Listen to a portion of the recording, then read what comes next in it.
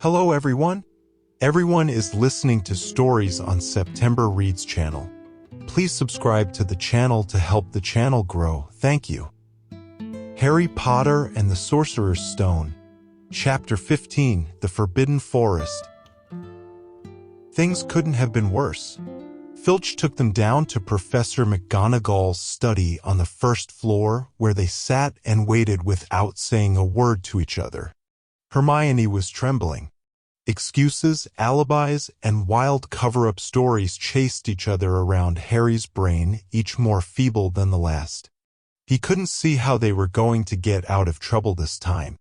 They were cornered. How could they have been so stupid as to forget the cloak? There was no reason on earth that Professor McGonagall would accept for their being out of bed and creeping around the school in the dead of night, let alone being up the tallest astronomy tower, which was out of bounds except for classes. Add Norbert and the invisibility cloak and they might as well be packing their bags already. Had Harry thought that things couldn't have been worse? He was wrong. When Professor McGonagall appeared, she was leading Neville. "Harry," Neville burst out the moment he saw the other two. "I was trying to find you to warn you. I heard Malfoy saying he was going to catch you. He said you had a drag." Harry shook his head violently to shut Neville up, but Professor McGonagall had seen. She looked more likely to breathe fire than Norbert as she towered over the three of them. "I would never have believed it of any of you. Mr. Filch says you were up in the astronomy tower. It's 1 o'clock in the morning. Explain yourselves." It was the first time Hermione had ever failed to answer a teacher's question. She was staring at her slippers as still as a statue. "I think I've got a good idea of what's been going on," said Professor McGonagall. "It doesn't take a genius to work it out. You fed Draco Malfoy some cock-and-bull story about a dragon trying to get him out of bed and into trouble. I've already caught him. I suppose you think it's funny that Longbottom here heard the story and believed it, too?" Harry caught Neville's eye and tried to tell him without words that this wasn't true because Neville was looking stunned and hurt. Poor, blundering Neville. Harry knew what it must have cost him to try and find them in the dark, to warn them. "I'm disgusted," said Professor McGonagall. "For students out of bed in one night. I've never heard of such a thing before. You, Miss Granger, I thought you had more sense. As for you, Mr. Potter, I thought Gryffindor meant more to you than this. All three of you will receive detentions. Yes, you too, Mr. Longbottom. Nothing gives you the right to walk around school at night, especially these days. It's very dangerous, and 50 points will be taken from Gryffindor." 50? Harry gasped. They would lose the lead he'd won in the last Quidditch match. 50 points each, said Professor McGonagall, breathing heavily through her long, pointed nose. "Professor, please. You can't. Don't tell me what I can and can't do, Potter. Now get back to bed, all of you. I've never been more ashamed of Gryffindor students. 150 points lost. That put Gryffindor in last place. In one night, they'd ruined any chance Gryffindor had had for the House Cup." Harry felt as though the bottom had dropped out of his stomach. How could they ever make up for this? Harry didn't sleep all night. He could hear Neville sobbing into his pillow for what seemed like hours. Harry couldn't think of anything to say to comfort him. He knew Neville, like himself, was dreading the dawn. What would happen when the rest of Gryffindor found out what they'd done? At first, Gryffindors passing the giant hourglasses that recorded the house points the next day thought there'd been a mistake.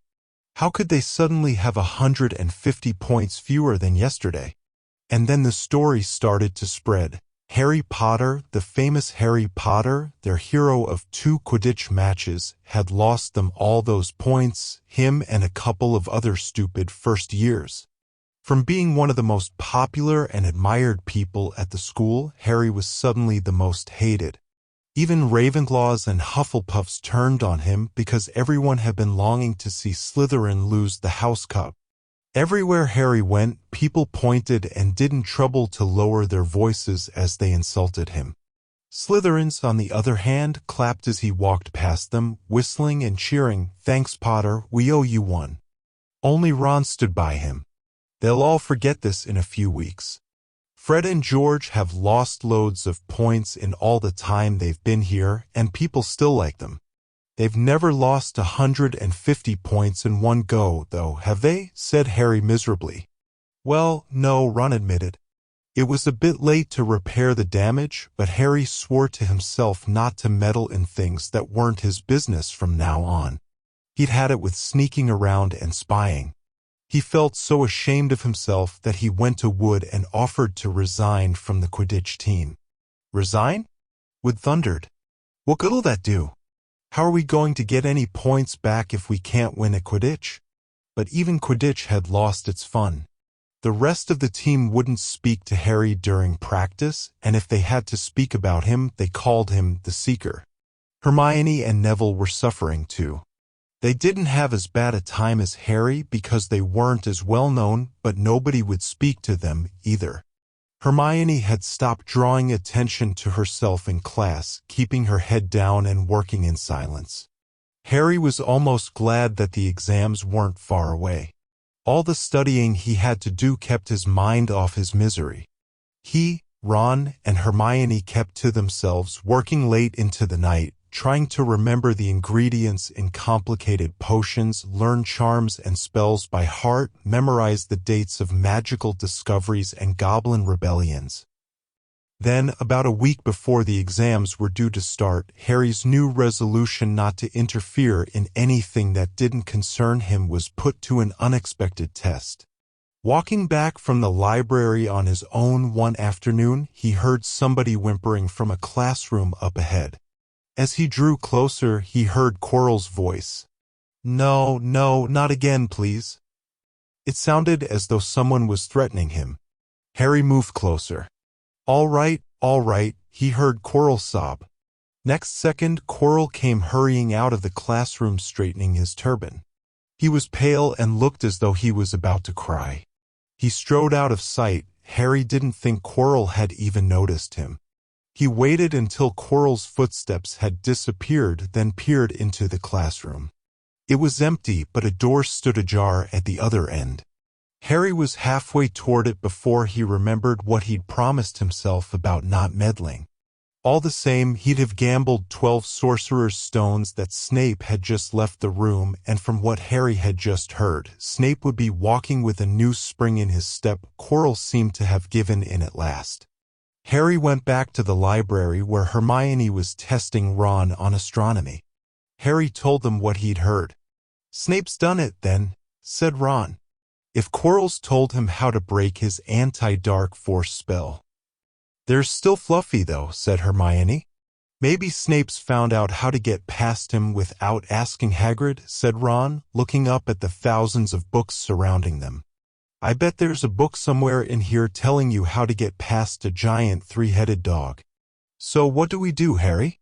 The light of adventure was kindling again in Ron's eyes, but Hermione answered before Harry could. Go to Dumbledore. That's what we should have done ages ago. If we try anything ourselves, we'll be thrown out for sure. But we've got no proof, said Harry. Quirrell's too scared to back us up. Snape's only got to say he doesn't know how the troll got in at Halloween and that he was nowhere near the 3rd floor. Who do you think they'll believe, him or us? It's not exactly a secret we hate him. Dumbledore'll think we made it up to get him sacked. Filch wouldn't help us if his life depended on it. He's too friendly with Snape, and the more students get thrown out, the better, he'll think. And don't forget, we're not supposed to know about the stone or Fluffy. That'll take a lot of explaining. Hermione looked convinced, but Ron didn't. If we just do a bit of poking around. No, said Harry flatly, we've done enough poking around. He pulled a map of Jupiter toward him and started to learn the names of its moons. The following morning, notes were delivered to Harry, Hermione, and Neville at the breakfast table. They were all the same. Your detention will take place at 11 o'clock tonight. Meet Mr. Filch in the entrance hall. Professor McGonagall. Harry had forgotten they still had detentions to do in the furor over the points they'd lost. He half expected Hermione to complain that this was a whole night of studying lost, but she didn't say a word. Like Harry, she felt they deserved what they got. At 11 o'clock that night, they said goodbye to Ron in the common room and went down to the entrance hall with Neville. Filch was already there, and so was Malfoy. Harry had also forgotten that Malfoy had gotten a detention, too. "Follow me," said Filch, lighting a lamp and leading them outside. "I bet you'll think twice about breaking a school rule again, won't you, eh?" he said, leering at them. "Oh yes, hard work and pain are the best teachers if you ask me. It's just a pity they let the old punishments die out, hang you by your wrists from the ceiling for a few days. I've got the chains still in my office, keep 'em well oiled in case they're ever needed. Right, off we go, and don't think of running off now, it'll be worse for you if you do." They marched off across the dark grounds. Neville kept sniffing. Harry wondered what their punishment was going to be. It must be something really horrible, or Filch wouldn't be sounding so delighted. The moon was bright, but clouds scudding across it kept throwing them into darkness. Ahead, Harry could see the lighted windows of Hagrid's hut. Then they heard a distant shout. "Is that you, Filch? Hurry up, I want to get started." Harry's heart rose. If they were going to be working with Hagrid, it wouldn't be so bad. His relief must have showed in his face, because Filch said, "I suppose you think you'll be enjoying yourself with that oaf? Well, think again, boy, it's into the forest you're going, and I'm much mistaken if you'll all come out in one piece." At this, Neville let out a little moan, and Malfoy stopped dead in his tracks. "The forest?" he repeated, and he didn't sound quite as cool as usual. "We can't go in there at night. There's all sorts of things in there. Werewolves, I heard." Neville clutched the sleeve of Harry's robe and made a choking noise. "That's your problem, isn't it?" said Filch, his voice cracking with glee. "Should have thought of them werewolves before you got in trouble, shouldn't you?" Hagrid came striding toward them out of the dark, Fong at his heel. He was carrying his large crossbow, and a quiver of arrows hung over his shoulder. "Abu time," he said. "I've been waiting fair half an hour already." "All right, Harry, Hermione? I shouldn't be too friendly to them, Hagrid," said Filch coldly. "They're here to be punished, after all." "That's why you late, is it?" said Hagrid, frowning at Filch. "Been lecturing them, eh? 'S not your place to do that. Ye've done your bit, I'll take over from here." "I'll be back at dawn," said Filch. "For what's left of them," he added nastily, and he turned and started back toward the castle, his lamp bobbing away in the darkness. Malfoy now turned to Hagrid. "I'm not going in that forest," he said, and Harry was pleased to hear the note of panic in his voice. "Yeah, or if you want to stay at Hogwarts," said Hagrid fiercely. "Ye've done wrong, and now ye've got to pay for it. But this is servant stuff, it's not for students to do. I thought we'd be copying lines or something. If my father knew I was doing this, he'd tell you that's how it is at Hogwarts," Hagrid growled. "Copying lines? What good's that to anyone? Ye'll do summat useful or ye'll get out. If ye think your father'd rather you were expelled, then get back off to the castle and pack. Go on." Malfoy didn't move. He looked at Hagrid furiously, but then dropped his gaze. "Right then," said Hagrid. "Now, listen carefully, 'cause it's dangerous what we're gonna do tonight, and I don't want no one taking risks. Follow me over here a moment." He led them to the very edge of the forest. Holding his lamp up high, he pointed down a narrow, winding earth track that disappeared into the thick black trees. A light breeze lifted their hair as they looked into the forest. "Look there," said Hagrid. "See that stuff shireen on the ground? Silvery stuff? That's unicorn blood. There's a unicorn in there been hurt badly by summit. This is the second time in a week. I found one dead last Wednesday. We're gonna try and find the poor thing. We might have to put it out of its misery." "And what if whatever hurt the unicorn finds us first?" said Malfoy, unable to keep the fear out of his voice. "There's nothing that lives in the forest that'll hurt ye if you with me or Fong," said Hagrid. "And keep to the path. Right now, we're gonna split into two parties and follow the trail in different directions. There's blood all over the place. It must have been staggering around since last night at least. I want Fang, said Malfoy quickly, looking at Fang's long teeth. All right, but I warn ya, he's a coward, said Hagrid. So me, Harry, and Hermione'll go one way and Draco, Neville, and Fang'll go the other. Now, if any of us finds the unicorn, we'll send up green sparks, right? Get you wands out and practice now, that's it. And if anyone gets in trouble, send up red sparks, and we'll all come and find ya, so be careful, let's go. The forest was black and silent. A little way into it they reached a fork in the earth path, and Harry, Hermione, and Hagrid took the left path, while Malfoy, Neville, and Fang took the right. They walked in silence, their eyes on the ground. Every now and then a ray of moonlight through the branches above lit a spot of silver-blue blood on the fallen leaves. Harry saw that Hagrid looked very worried. Could a werewolf be killing the unicorns? Harry asked. Not fast enough, said Hagrid. It's not easy to catch a unicorn, they're powerful magic creatures. I never knew one to be hurt before. They walked past a mossy tree stump. Harry could hear running water. There must be a stream somewhere close by. There were still spots of unicorn blood here and there along the winding path. You all right, Hermione? Hagrid whispered. Don't worry, it can't be gone far if it's this badly hurt, and then we'll be able to get behind that tree. Hagrid seized Harry and Hermione and hoisted them off the path behind a towering oak. He pulled out an arrow and fitted it into his crossbow, raising it ready to fire. The three of them listened. Something was slithering over dead leaves nearby. It sounded like a cloak trailing along the ground. Hagrid was squinting up the dark path, but after a few seconds the sound faded away. I knew it, he murmured. There's summit in here that shouldn't be. A werewolf? Harry suggested. That wasn't no werewolf and it wasn't no unicorn, neither, said Hagrid grimly. Right, follow me, but careful, now. They walked more slowly, ears straining for the faintest sound. Suddenly, in a clearing ahead, something definitely moved. Who's there? Hagrid called. Show yourself, I'm armed. And into the clearing came, was it a man or a horse? To the waist, a man with red hair and beard, but below that was a horse's gleaming chestnut body with a long, reddish tail. Harry and Hermione's jaws dropped. Oh, it's you, Ronan, said Hagrid in relief. How are ya?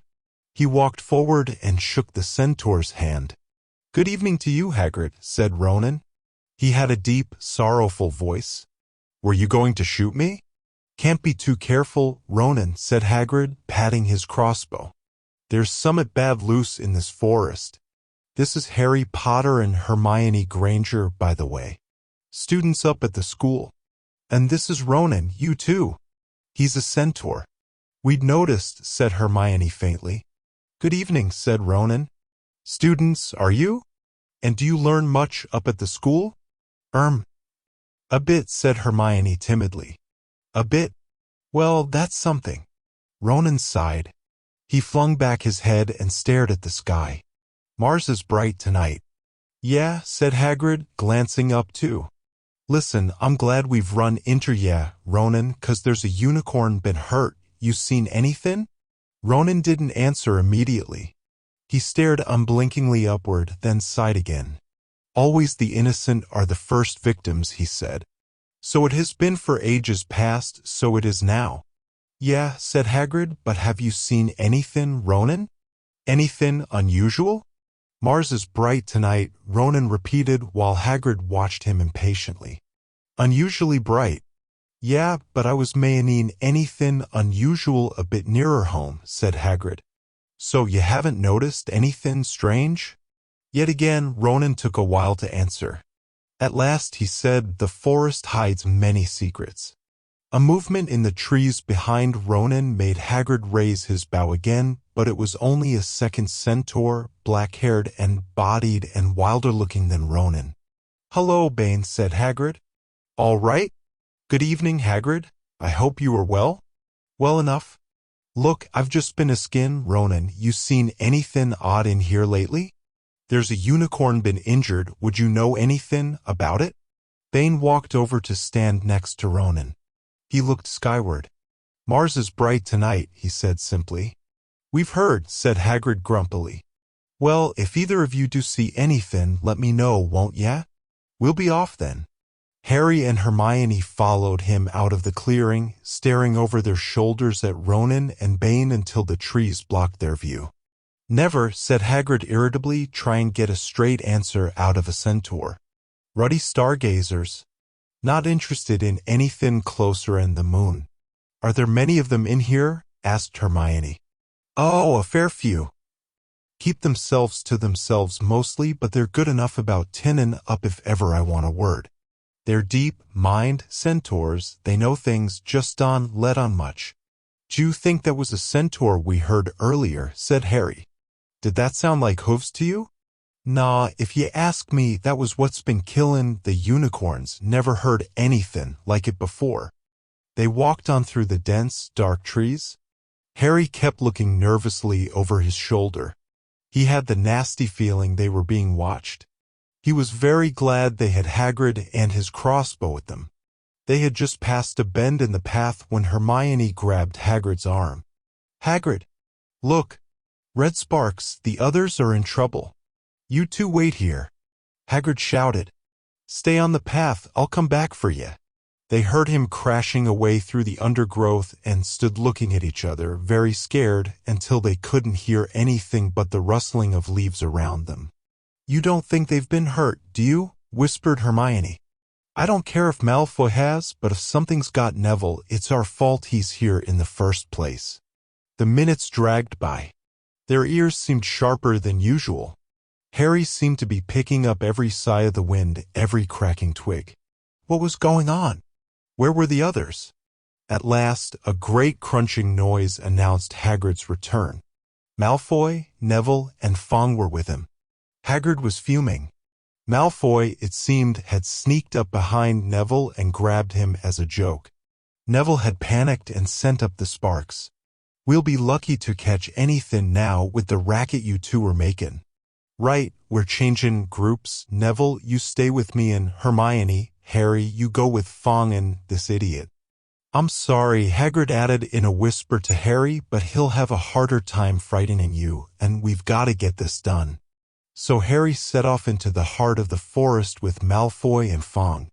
They walked for nearly half an hour, deeper and deeper into the forest, until the path became almost impossible to follow because the trees were so thick. Harry thought the blood seemed to be getting thicker. There were splashes on the roots of a tree as though the poor creature had been thrashing around in pain close by. Harry could see a clearing ahead through the tangled branches of an ancient oak. Look, he murmured, holding out his arm to stop Malfoy. Something bright white was gleaming on the ground. They inched closer. It was the unicorn, all right, and it was dead. Harry had never seen anything so beautiful and sad. Its long, slender legs were stuck out at odd angles where it had fallen, and its mane was spread pearly white on the dark leaves. Harry had taken one step toward it when a slithering sound made him freeze where he stood. A bush on the edge of the clearing quivered. Then, out of the shadows, a hooded figure came crawling across the ground like some stalking beast. Harry, Malfoy, and Fong stood transfixed. The cloaked figure reached the unicorn, lowered its head over the wound in the animal's side, and began to drink its blood. "AoE work." Malfoy let out a terrible scream and bolted, so did Fong. The hooded figure raised its head and looked right at Harry. Unicorn blood was dribbling down its front. It got to its feet and came swiftly toward Harry. He couldn't move for fear. Then a pain like he'd never felt before pierced his head. It was as though his scar were on fire. Half blinded, he staggered backward. He heard hooves behind him, galloping, and something jumped clean over Harry, charging at the figure. The pain in Harry's head was so bad he fell to his knees. It took a minute or two to pass. When he looked up, the figure had gone. A centaur was standing over him, not Ronan or Bane. This one looked younger. He had white blonde hair and a palomino body. "Are you all right?" said the centaur, pulling Harry to his feet. Yes, thank you. What was that? The centaur didn't answer. He had astonishingly blue eyes, like pale sapphires. He looked carefully at Harry, his eyes lingering on the scar that stood out, livid, on Harry's forehead. You are the Potter boy, he said. You had better get back to Hagrid. The forest is not safe at this time, especially for you. Can you ride? It will be quicker this way. My name is Firenze, he added as he lowered himself onto his front legs so that Harry could clamber onto his back. There was suddenly a sound of more galloping from the other side of the clearing. Ronan and Bane came bursting through the trees, their flanks heaving and sweaty. Firenze, Bane thundered. What are you doing? You have a human on your back. Have you no shame? Are you a common mule? Do you realize who this is? Said Firenze. This is the Potter boy. The quicker he leaves this forest, the better.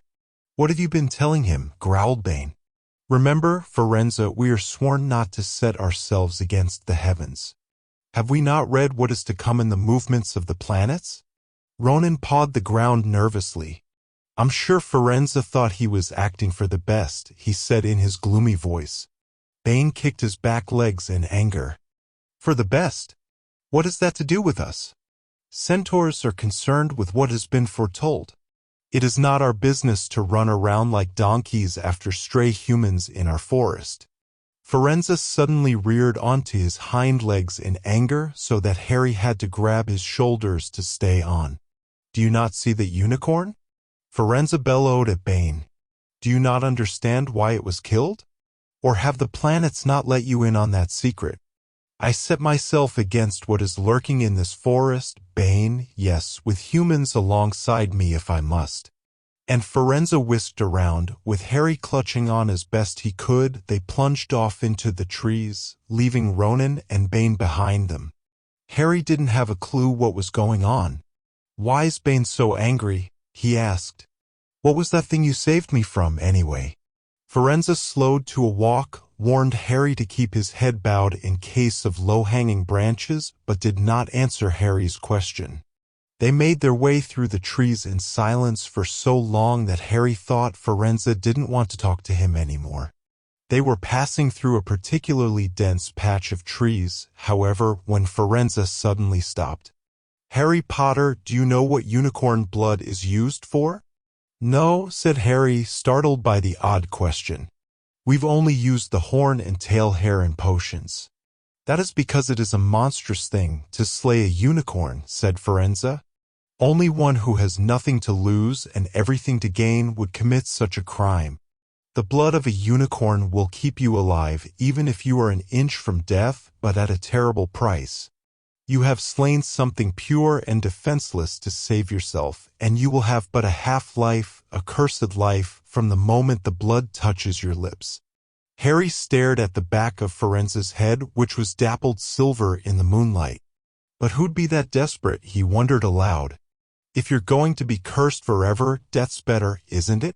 It is, Firenze agreed, unless all you need is to stay alive long enough to drink something else, something that will bring you back to full strength and power, something that will mean you can never die. Mr. Potter, do you know what is hidden in the school at this very moment? The Sorcerer's Stone. Of course, the elixir of life. But I don't understand who. Can you think of nobody who has waited many years to return to power, who has clung to life, awaiting their chance? It was as though an iron fist had clenched suddenly around Harry's heart.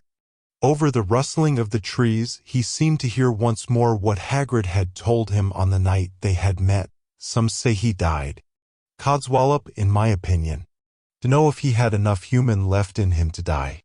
Do you mean, Harry croaked, that was Valdash? Harry, are you all right? Hermione was running toward them down the path, Hagrid puffing along behind her. I'm fine, said Harry, hardly knowing what he was saying. The unicorn's dead, Hagrid, it's in that clearing back there. This is where I leave you, Firenze murmured as Hagrid hurried off to examine the unicorn. You are safe now. Harry slid off his back. Good luck, Harry Potter, said Firenze. The planets have been read wrongly before now, even by centaurs. I hope this is one of those times. He turned and cantered back into the depths of the forest, leaving Harry shivering behind him. Ron had fallen asleep in the dark common room, waiting for them to return. He shouted something about Quidditch fouls when Harry roughly shook him awake. In a matter of seconds, though, he was wide-eyed as Harry began to tell him and Hermione what had happened in the forest. Harry couldn't sit down. He paced up and down in front of the fire. He was still shaking. Snape wants the stone for Voldemort, and Voldemort's waiting in the forest, and all this time we thought Snape just wanted to get rich. "Stop saying the name," said Ron in a terrified whisper, as if he thought Voldemort could hear them. Harry wasn't listening. "Firenze saved me, but he shouldn't have done so." Bane was furious. He was talking about interfering with what the planets say is going to happen. They must show that Voldemort's coming back. Bane thinks Firenze should have let Voldemort kill me. I suppose that's written in the stars as well. Will you stop saying the name? Ron hissed. "So all I've got to wait for now is Snape to steal the stone," Harry went on feverishly. "Then Voldemort will be able to come and finish me off." "Well, I suppose Bane'll be happy." Hermione looked very frightened, but she had a word of comfort. "Harry, everyone says Dumbledore's the only one you know who was ever afraid of. With Dumbledore around, you know who won't touch you. Anyway, who says the centaurs are right? It sounds like fortune-telling to me, and Professor McGonagall says that's a very imprecise branch of magic." The sky had turned light before they stopped talking. They went to bed exhausted, their throats sore. But the night's surprises weren't over. When Harry pulled back his sheets, he found his invisibility cloak folded neatly underneath them. There was a note pinned to it. "Just in case."